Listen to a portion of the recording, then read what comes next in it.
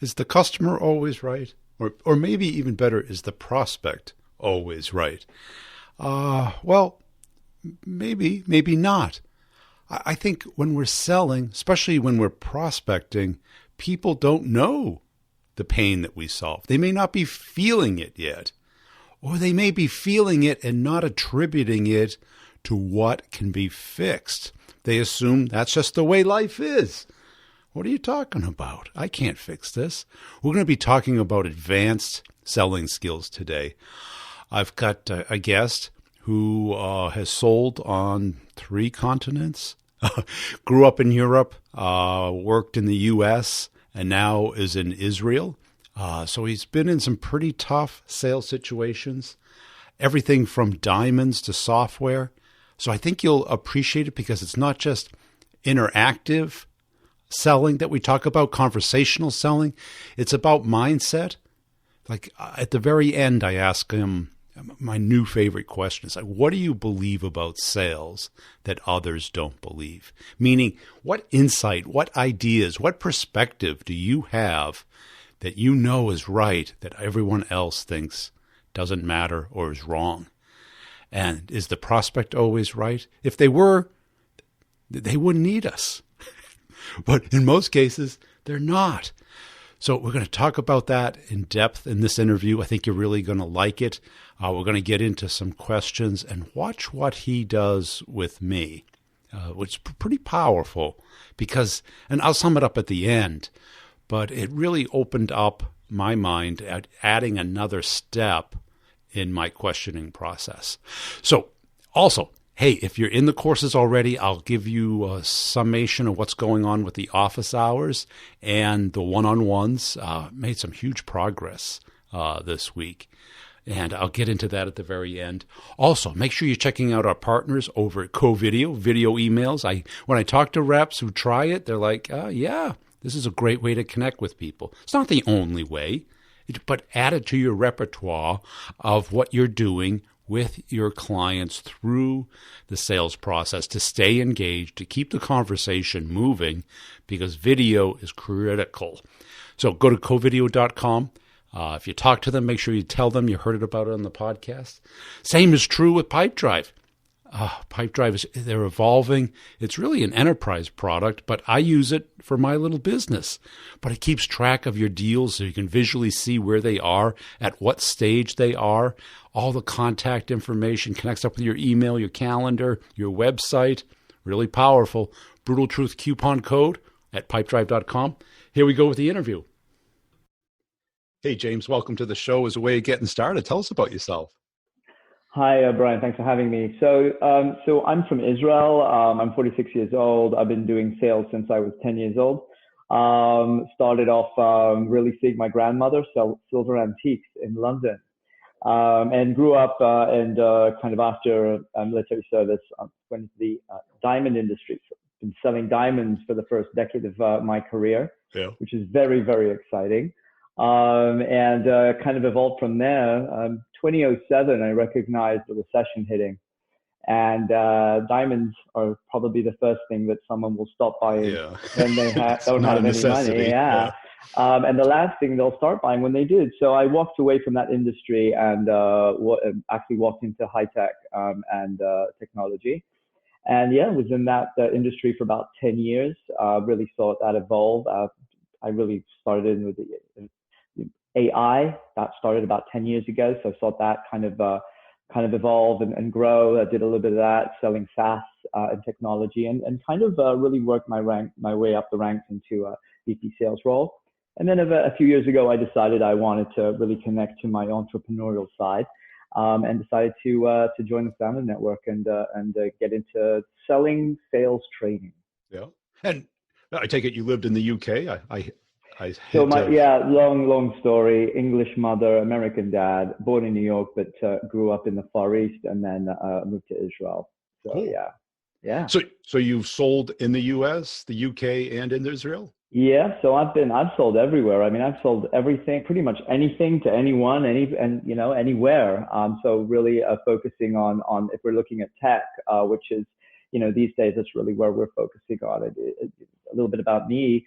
right now. I currently work with ambitious technology business leaders and sales professionals that want to scale their business rapidly, that are afraid of losing control, that are also fed up of I'd say processes and coaches and maybe managers and that go in there and rub their ego, make them feel all fluffy and special.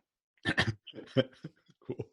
And how was it the transition from, now, was it diamond wholesaling or diamond retailing? Yeah, good question. So a little bit of both, I'd say. Mainly, I did a lot of export and wholesaling, and then kind of did some retailing as well. Not as much, but really kind of back in those days, it was pretty easy. You'd buy something and you'd sell it. Yeah. And today I usually when I work with my clients, I sometimes have to explain to them what the word prospecting comes from. Yeah. And believe it or not, it comes from diamonds and gold, and going out there and prospecting and going through the mud and finding those little diamonds, and then after you'd find them and have that difficult that difficult process, actually go down to town and sell them, and that was the selling bit. So. Yeah. If you think about it, it's really relevant to today's world, because we're out there prospecting for good potential clients, and those good potential clients are actually diamonds, and it's a rough job. It is, and I think people are just starting to dig in any old hole instead of thinking about where the diamond's most likely going to be. Yeah, and many times when I work with my clients that I get invited in, or sales professionals kind of reach out to me, it's usually because I think what we're finding today is some professionals within our space are really looking for people to tell them what they need to hear and not what they want to hear. Right. And I think the first thing is really prospecting is a scavenger hunt. It is what it is. Yeah. And I think just following your show and what you do, those top SDRs and BDRs, these guys know what they're doing. It's a profession, right? And because it's much more like detective work than it is just digging a hole, right? Absolutely. And you know what the funny thing is, and I ask this question a lot: what is the definition of great selling? And definition of great selling, from my point of view, is when your prospect realizes for himself what you have helped him discover. Right. And sometimes we have prospects in front of us that we're not aware they're super, super qualified, because we're just maybe not asking the right questions. And you said it, being a good detective and knowing how to uncover that. That's it. And getting them, I think you made the right point, getting them to focus on a latent pain that they have been feeling but haven't recognized. Interesting point. And it's funny that you say that, because what I find is that what most people do in sales is they've got it the wrong way around. They're using logic to solve a problem that has an emotional root. Yes. No one buys technology or SaaS or anything for that matter, even jewelry, if you mentioned it, because it has cool features. It's the same as no one asks for, how can I say this without offending anybody, hemorrhoid cream, because there's a special discount. Right. If you don't understand the emotional reasons for buying, then we're wasting the prospect's time and our time. Yes. And I think that is really the key of today. It's understanding the psychology of this, understanding that there's a strong emotional impact, and that is where we need to probe to. I think the best example I could give is, when you go on websites and it's demo today, click here, demo today, and everyone's rushing in there to give a demo. Yeah. Now that is the single biggest reason why their deals are taking so long to actually close and never happen. And why would you give a demo when the demo needs to go for the kill and rather than the chase? Does that make sense? It does, because I think people are looking at the sale from their perspective instead of the client's perspective. Exactly. Buyers buy for their own reasons, not our reasons. They could care less about our pipeline, our quotas, our process. Yeah. And it's funny because I always give this example of the ugly baby. I don't know if you've had anyone who walks up to you and says, listen, but you have to see my baby and let me show you pictures of my baby. And right away, you know, they show us a picture or two of their baby. And what do we usually tell them? What do we want them to stop doing? So, no more pictures. So cute. Exactly. That's adorable. It's such adorable baby, but you know, we don't really care about that, you know, about their toy or their baby. We care about our own issues. And that is really the essence with professional selling today. And when we talk about competition, so I have a lot of people say, well, James, there's a lot of competition out there. We got to show them benefits and features. We got to show them why we're so special. We got to show them all this stuff. And the funny thing is that we don't realize that the competition isn't only our direct competition. It's anyone sitting in a chair trying to sell our prospect anything. And doing nothing, which is the default. Clearly. Well, people are terrified of change. Yeah. And that's it, because there is friction when you buy something. There's friction and change. Absolutely. You know, and it's so interesting because, you know, I'll have a lot of, I work with so many different salespeople from so many different type of verticals. But if we're to focus on kind of B2B stuff, usually a sales guy will go in there, give them the demo. It'll be the best thing ever. They'll love it. He'll find himself in the car an hour later saying to himself, what the hell just happened? There's no clear next step. They're in the car with nothing. And They drive back to the office, and the manager will say, well, you know, John, how did the meeting go? And what will John say? Fantastic. They love us. Yeah. They got it. Yeah. And they did love what John showed. They told him, we love it. It's amazing. We're going to go and form a committee now. We're going to see how we're going to integrate this. You know what? Can you come back in 2 weeks and give us another demo? We want to bring in more people. Yeah. And then what we find is they're kind of giving, I call them happy ears. We call them happy ears. And really kind of tuning into the stuff that we want to listen to, and kind of filtering out all the difficult, real selling stuff. At the end of the day, are left with nothing but hope, or hopium. Right. And people, in my book, I call it the chain link effect. And I was working at a company called Chain Link Technologies. And the VP told me, goes, Brian, you got to be concerned about this. The first demo is going to go amazing. The problem is nothing happens after that. Well, they have to test it. They have to get it approved. They have to get management buy-in, and they have to justify all these things that have to happen, but they don't know how to do it. Right. Process. You know, I equate it to what all of us do. I mean, do you know how to buy a house? If you haven't bought one in 5 years, you probably forgot how it works. You think you just get on Zillow and you go, that looks pretty. Can I afford it? I have to sell my current house. You know, do I really want that school zone? There's a lot of issues that people aren't thinking through. Sure. And what's the default? I'll stay in my house. Yeah, people are terrified of change. There's an interesting concept I use. I talk a lot about, I don't know if you've ever heard of, do you know what VUCA is? It's a VUCA world, VUCA.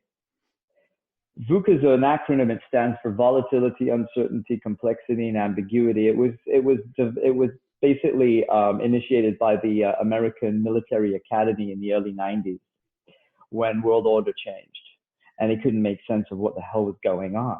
Yeah. And so they came up with this acronym, and the business world then took this on. And if you think about it, it is a VUCA world we live in, and our prospects and clients, they can't bear complexity and ambiguity. And when we go in there and we're showing them all this stuff and we're selling to logic, it doesn't make sense to them on an emotional level. Why do I want to buy a house next to a school? Right. Why do I want to? Yeah. And that's the stuff that we don't really focus on. It's really penetrating down deep and going deep and understanding what the emotional triggers are. And now, was that one of your epiphanies? I'm sure you learned it in the diamond business, because that's a very emotional sale. You know what? Yeah, I'm going to be honest and tell you, I think in those days in the diamond, that was more of a commodity sale. Was it? Yeah, it was. Because back in those days, I mean, there wasn't any base pricing. I mean, there was pricing started to structure and everyone knew what things were worth.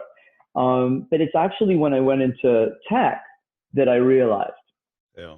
that it's not, if someone says to you, I need to buy a SaaS solution to manage my accounting, the sales guy will usually dive in there and show them everything, teach him everything he needs to know about this SaaS application without asking him one question: why? Why? Yeah. And that is really where it starts, understanding the prospects, understanding what their problems are, helping them realize for themselves sometimes that they have a bigger problem than they even realize. They'll say, I needed an accounting system, but then after a half an hour and 1 hour conversation, figure out that they actually have, it's costing them money not working with a SaaS application, for example. It's causing them, it's aggravation. Yeah. They won't tell you that. They won't walk in and say, listen, buddy, I need a system right now because I ain't sleeping at night.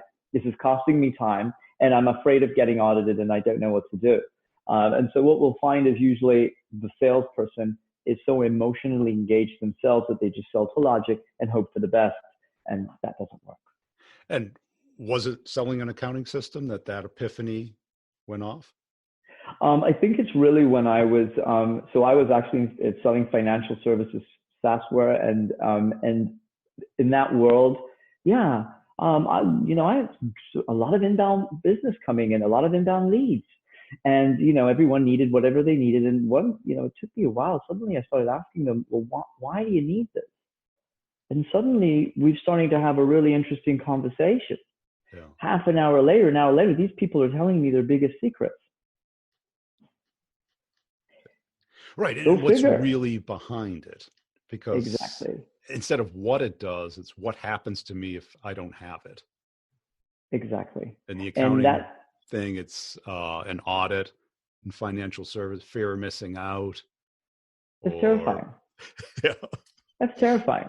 And I think that is really where real sales is today, especially with the abundance of sales efforts out there. Everyone is getting 100 calls a day. If I take cold calls, for example, everyone's pretty much saying the same kind of thing. What's the pattern interrupt here?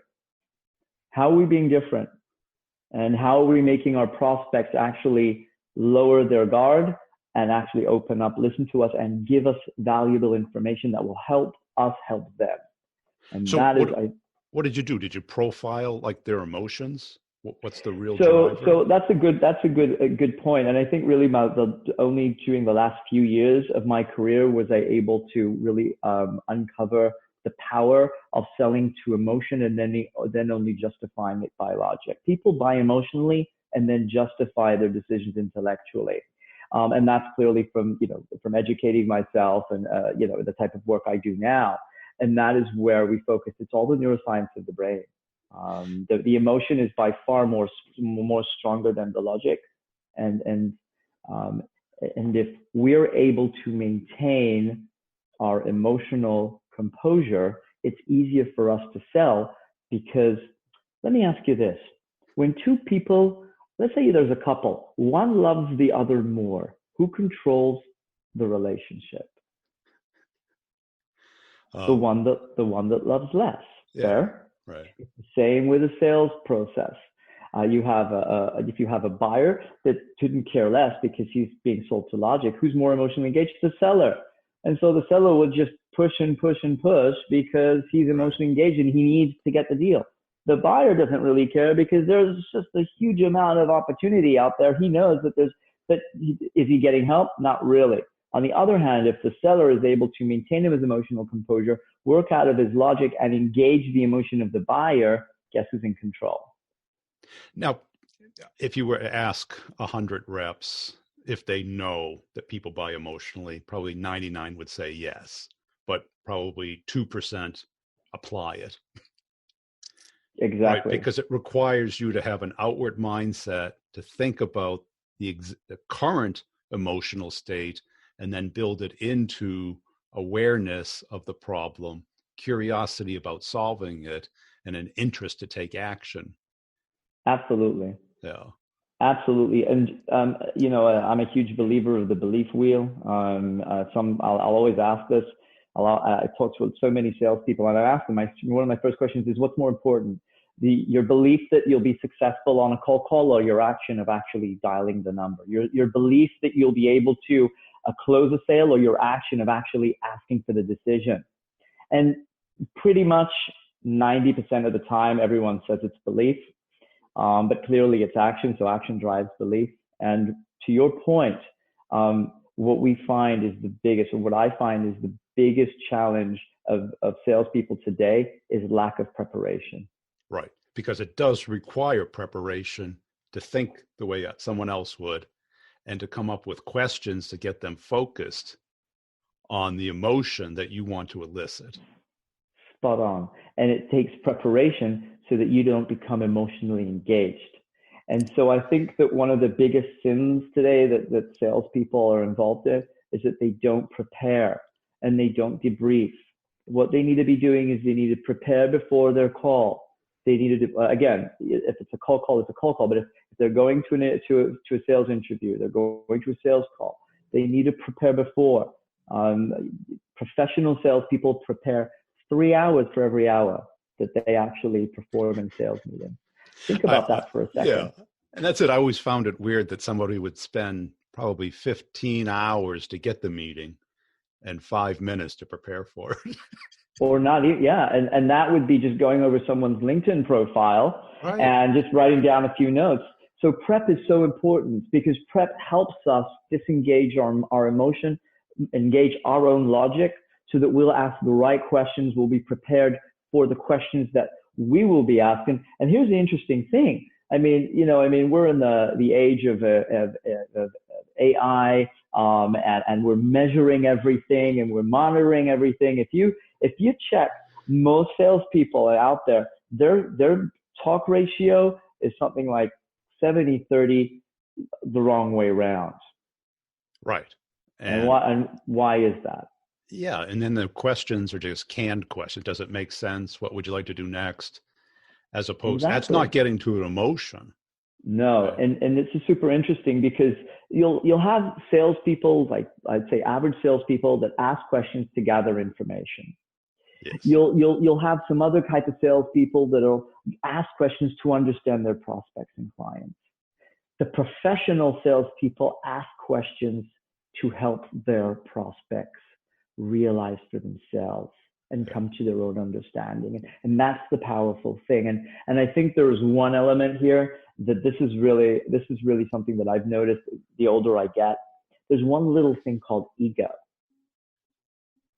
And an ego is, we're salespeople. We go in there, we want to show them what we've got. We want to show them we're the smartest people in the room. We want to show them our great toy. We want to show them we're going to save their world. Now, that's a little bit intimidating if you think about it. Well, for the other person. For the prospect, oh yeah. Right, because they're hearing all this new stuff that's not connected to their world. Exactly. We got to get into their world, not pull them into ours or push them into ours. Absolutely. And that really goes back to stuff like being vulnerable. Being honest, disarmingly honest. If we go into a sales call, and if there's anyone out here that wants to use this, let me know if this ever works for you. Say to your prospect, because this is the truth. Mr. Prospect, I'm not 100% sure I can help you. We might not be a good fit. Would you mind if I ask you a few questions? See if it makes any sense for us to continue the conversation. Yeah. That takes a little bit of practice, but I can assure anyone out there that if they try that, it changes the entire flow of right. You're letting them off the hook because their pre-frame that they're going in is, this person's going to push me. I don't know if I want this. I don't know if I'm even interested. And they're probably thinking 3-6 months ahead. You're thinking 3 hours ahead. You want 3 weeks. Yeah. And you let them have psychological air to express where they're coming from. Absolutely. And that's really bonding and building rapport with them. It's really making them feel comfortable. And that's where people feel, I'm sure all the best sales we've ever made, they're all those special sales. They either came from someone who we thought would never buy from us, right? Yeah. Or someone who we've been able to bond and we became very close with. They felt very comfortable with us. Those are those easy, good sales. No one felt any pressure. Now, Right. when a salesperson is emotionally engaged, then there's a lot of pressure. They're thinking about rent. They're thinking about quota. They might be Right. thinking about alimony. They might be thinking about, all this other stuff. And Right. so, They're thinking between like two spectrums. One, is this a qualified deal that I can put forecast and quote and close and tell my manager about? Or I don't want to make friends. I'm not out here to make friends. Well, they either have to talk to you or want to talk to you. Which would you rather? yeah, yeah. And I think really we have such a powerful role, salespeople. We help people. We solve their problems. We're doctors. We're experts at what we do. And I think that one of the main issues is that we don't get recognized as those. We don't position ourselves with equal business stature. There's more of a subservient kind of approach. And that's something that I believe is not necessary, is wrong. And whenever I build a relationship with my prospects and make sure that we see eye to eye, and there's no difference. Does that sound fair? Yeah, it does. And what were some of the other epiphanies once you started to understand the emotion, get the people talking? Yeah. What happened next? So I think really asking them good questions, Yeah. tough questions, but most importantly, asking their permission at the beginning to be able to ask those questions, and setting agendas, maintaining clear next steps, making sure that everything we do, we will actually know what the outcome will be. Right. So there's no wishy-washiness, as we like to call it. There's no, I want to think it over. Okay, well, if someone wants to think it over, so if a sales guy gets to think it over, guess who's thinking it over? Yeah.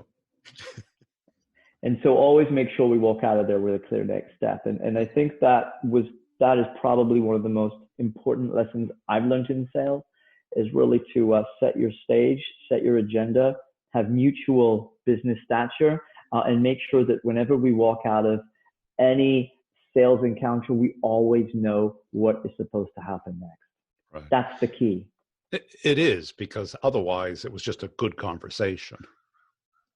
Yeah, and otherwise you have a full funnel full of stuff that just doesn't have any future, any real tangibility to it. Yeah, and I think this really brings us to managers focusing on the wrong side of the problem. Let's talk so about they're that. like, why are you not closing deals? And we're talking about Mr. Sales Guy. We've all been there. This is, there's nothing special about me. This is everything I've taught. Every bad example I've given right now, I have learned. I have all the scar tissue that you can imagine. Anything that anyone could have ever done to a sales guy, I've been through it. But that scar tissue helped me actually grow to what I am today. But here's the thing. We end up with a funnel of maybe not qualified, not closable, but very sexy opportunities. And they're all in there. Yeah. And everyone's scratching their heads. And Mr. Manager comes over and says, well, John, what's going on with all these opportunities? You got a few million in there in opportunities. What's happening? Why are they not closing? And Mr. John, John sales guy's running through town, professional visitor, really busy, but he's not closing much business. And it's frustrating for John, and it's frustrating for the manager. But here's the biggest sin in sales from my point of view at this point. You see, John's manager that we've just described, he used to be a really, really good sales guy. Yeah. And guess what happened? He was so good that his managers, the business leader of the company, said to him, listen, I'm going to promote you. Now, their sales guy was now promoted into a manager, and then he was actually cheated into turning into the worst manager they've ever had. Right. And we all then look at it from the dashboard perspective. And I think this is kind of in a lot of ways ruined sales, because when you had to talk with somebody, you got into their head, the rep, and the rep would work on the most likely deals. But now we've got to work on all these deals. And now that people are looking at win rate, well, what does that mean? If you focus on less deals, your win rate goes down, but your revenue goes up. Is that bad? I don't think so. And I think the KPI thing and the over focus on CRM versus interaction with clients and really moving a sale to a next step, versus the next stage, demo, present, propose, negotiate, close. Well, there's a lot of stuff that goes in between those buckets. Absolutely. There's a lot of time. Yeah. There's a lot of errors. Well, if you're taking this from an enablement point of view, and I appreciate that, actually, it's amazing. Everyone's on their CRM, really, and the CRM, that's a rearview mirror kind of thing. Where's the playbook? Where's their cookbook? Where's their behavioral plan? Right. So if everyone does what they need to do within their behavioral plan, their cookbook, they will reach their goals. The only thing is that no one's really, if they might throw some of these things out, but no one's really enforcing it. There's no accountability. There's no playbook. So no one, the playbook isn't updated. Maybe there was a playbook from maybe a decade ago. And so I think one of the main issues that we might be looking at is an accountability issue, maintaining accountability. And it all starts from the top. I don't know if you've, some of the listeners out there and the viewers, they go into a sales meeting. What does that sales meeting look like? Do they walk out of that sales meeting all powered up and ready to eat the world, or they walk out of there frustrated, drained? So from their point of view, whenever they do go in there, they need to think, what are the best things I can take out of the sales meeting? How can I first learn from my peers and help my peers grow as well? Instead of being kind of, maintaining more of a competition edge, being more complementary to their peers so that everyone can grow together and learn from each other. Yeah. So I think that's another element, kind of just wrapping this up by putting a nice red bow on this. It's really about teamwork. It's about learning from each other. It's about the individual as well, but it also needs to start with management and sales leadership, because that is where the key. That's where it starts. Right, because if the manager, like the comp plan is the compass, but also what the manager values is the compass. Absolutely. I'll meet some managers. I'll ask them, all right, what do your KPIs look like? Yeah. What is your vision for the next? And they'll scratch their heads. They'll say, well, you want to achieve this, that, and the other. That's fair. Well, how does that translate to the sales guys? And how do the sales professionals in your company translate that to their personal goals?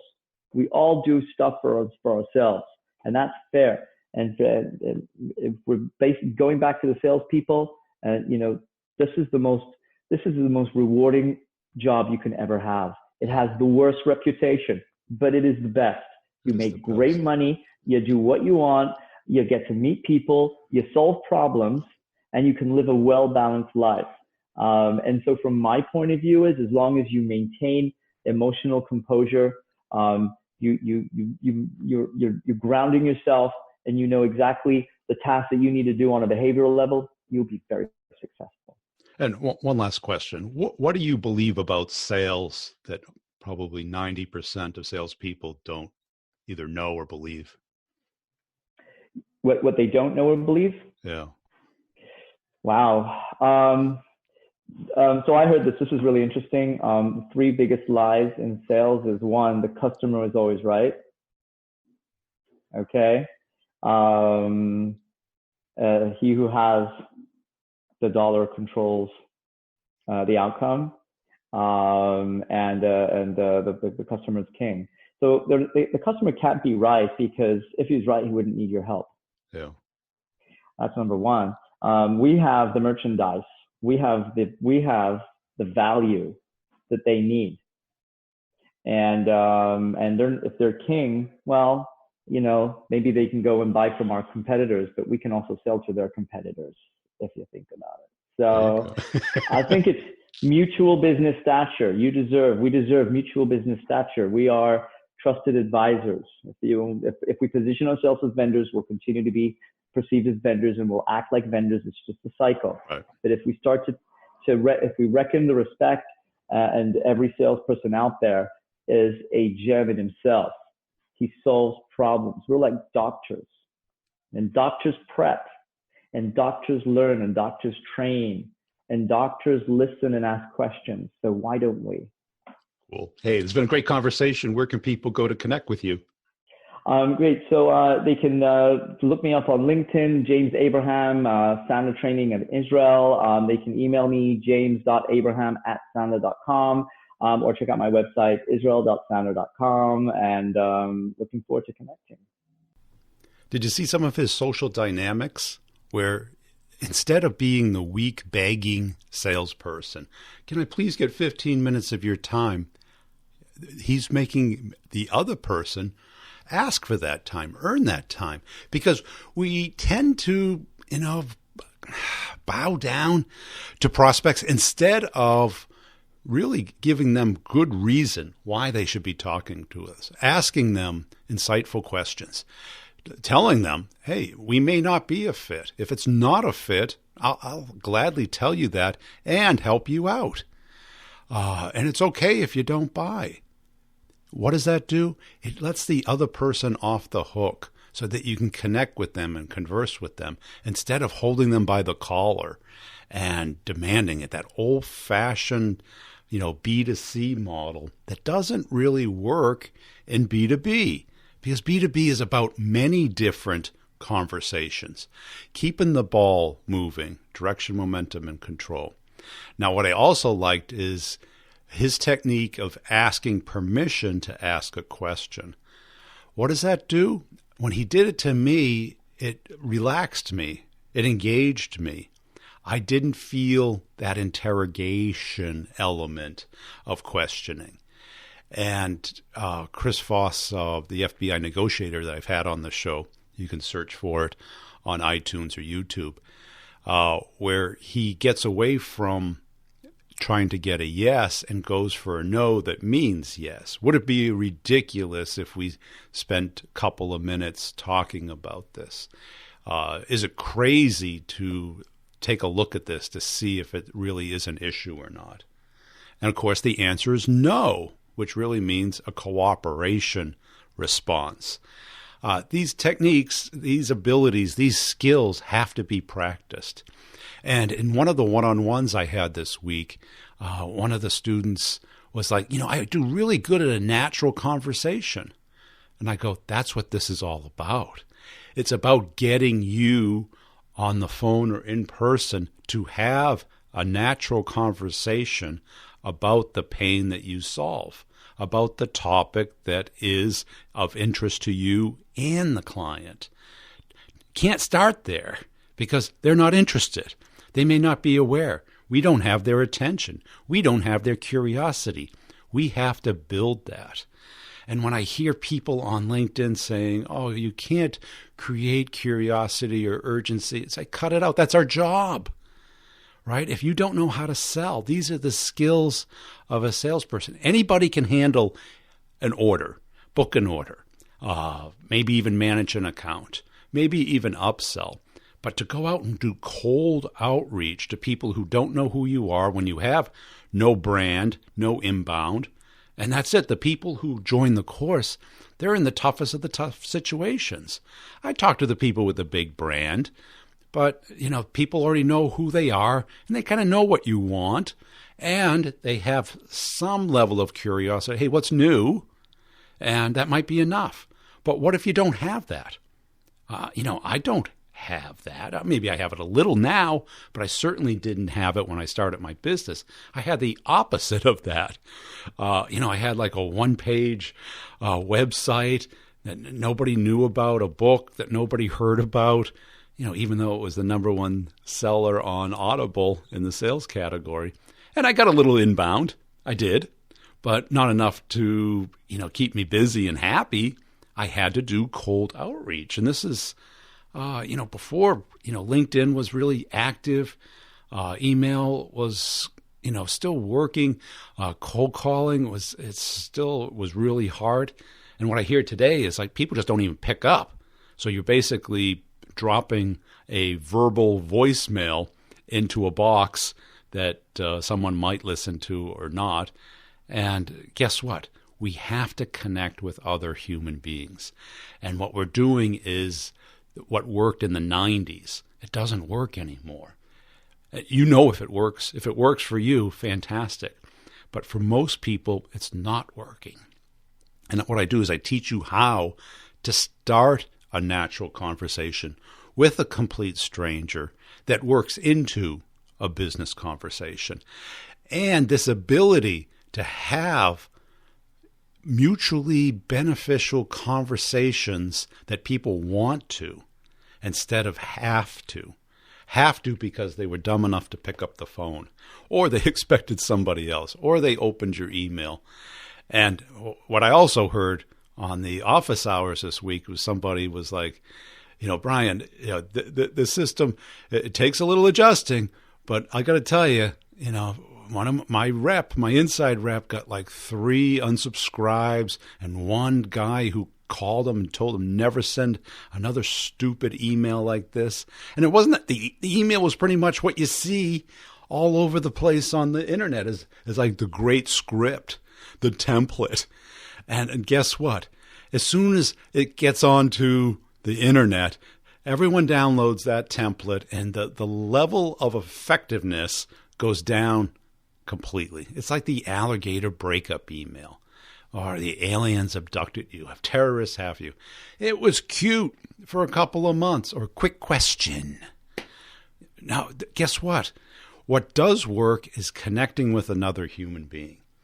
And on the other course, closing the complex sale, to hear reps who were in it last year, who did the biggest deal in the company's history, who became number one, and that they didn't have to change their personality. All they had to do was learn how companies buy. Now, I've got a lot of these interviews coming up with excellent salespeople, so stay tuned. There was a super controversial one last week. And let me give you a little insight into human behavior. Because the interview question was, are you more motivated by winning or avoiding losing?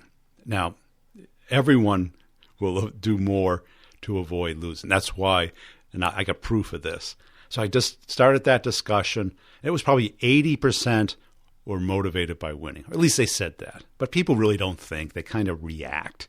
So you can't, it's completely unscientific. But what I did this week is I said, okay, how important is your base salary? Would you exchange it for 2xing your commission rate? Now, in most comp plans, 2xing on both your accelerators, your over quota number and your under quota number. So most likely the break even is right if you make your quota. So if you think you're only going to make your quota, it's a net neutral, probably not worth taking the risk. But if you think you're going to blow over your number, you're going to make 50, maybe 100% more. Now, the responses were probably 80, 90% wanted to keep their base. And I really phrased the question, do you think you'd be more successful? I should have said, do you think you'd make more money? And you got to understand that people are not investing a lot of time analyzing my questions. They're just gut reaction. So guess what does that tell me?